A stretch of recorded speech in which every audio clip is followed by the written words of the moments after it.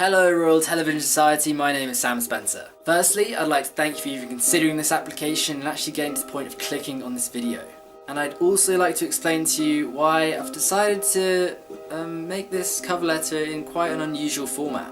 Now, research on Google tells me that a cover letter is your first real chance to kind of show the real you, what makes you stand out, and why an employer would want you. So I thought, what better way to do this than stand in front of a camera and explain to you why you might want me more than anybody else. So I suppose I should start by saying why I want this job.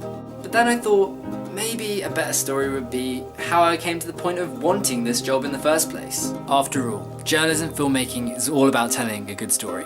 So I guess my interest in storytelling first sparked in November 2012. I was in my second year of university without much purpose or direction, and I heard that this online student newspaper called The Tab was launching online. I got involved, and later that month my first article got published for the world to see. Admittedly, I cringe a little bit when I read it back now, but I remember back then it felt so great. 174 people had gone out of their way to read something I'd written. I think it was at that point that I thought this was something I could genuinely do. So anyway, in January 2013, after a few more articles, I was promoted to culture editor. Being given that recognition for hard work was such a great feeling, and I think it just pushed me on to get better and better. Then, in May 2013, after news, reviews, interviews, and general editorial duties, I was promoted to deputy editor. I was later told that I was promoted because I was the only one that was willing to stick their neck out and get involved in things that weren't necessarily my responsibility. I learned then that going above and beyond always pays off. Being deputy editor gave me far more freedom with what I could write, and it wasn't soon after that I had my first viral article. It received over 14,000 views in under 3 days, and for the first time I found something I wrote was something that everybody was talking about. Another great feeling. For the rest of 2013 and 2014, more success came.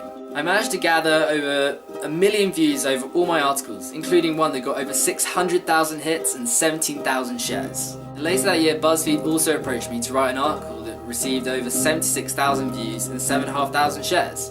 So yeah, it's fair to say that I've had some success in online journalism. But what I really enjoyed about my time at the Tab was working as a team.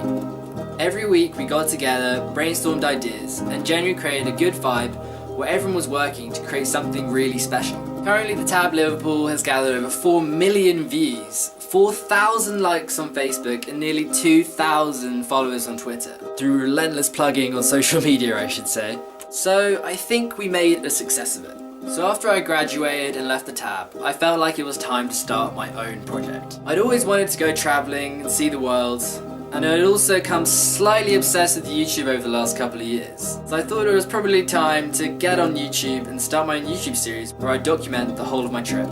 So after 4 months of filming, about 1 million years of editing, and 26 videos later, I'm back home with new and improved skills in shooting and editing, but also a newfound passion for filmmaking. There aren't many better feelings than putting a film out there and showing it to people, and maybe even strangers, and them telling you that they've really enjoyed it. So that's something that's really spurred me on. So that's where I'm at now. And that's also the reason why I'd love to be given the opportunity to have an internship at the Royal Television Society. I've gained a passion for storytelling, and I only want to keep on working and make myself better and better. You're a forum that looks at the future of broadcast, and looks at ways that the medium can be made better for future generations. And that's something that I'd really love to be involved in. So that's my 2 cents. Thank you for your time.